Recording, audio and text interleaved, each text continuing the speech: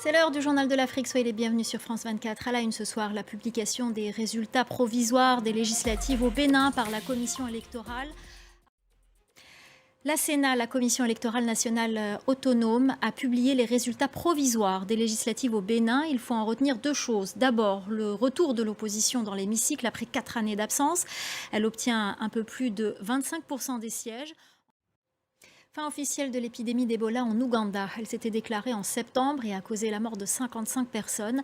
L'annonce a été faite ce mercredi par les autorités sanitaires et l'OMS, conformément à la réglementation sanitaire qui exige 42 jours consécutifs. La mise au point de Paul Kagame, le président rwandais, qui avait déclaré hier devant les parlementaires que le Rwanda, je cite, ne pouvait pas continuer d'accueillir des réfugiés congolais. Et on part justement en République démocratique du Congo. On vous parle ce soir du processus d'identification et d'enrôlement des élections. La CENI a lancé les opérations depuis le 23 décembre dernier dans les provinces ouest du pays. Elles se poursuivront en février dans les provinces de l'Est. Les élections présidentielles, législatives et provinciales sont toutes annoncées pour fin 2023.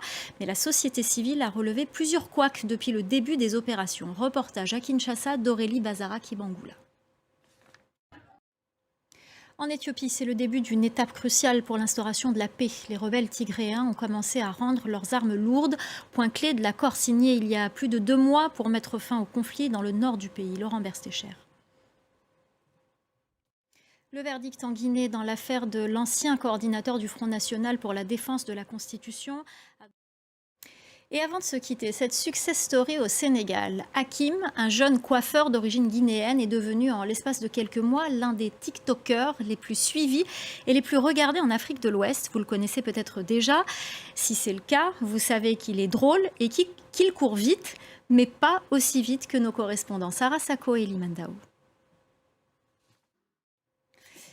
Ces images du festival Vaudou de Ouida au Bénin, un événement privilégié par les afro-descendants pour un retour à la source sur la terre de leurs ancêtres déportés au temps de la traite négrière. On va se quitter sur ces belles images, restez avec nous.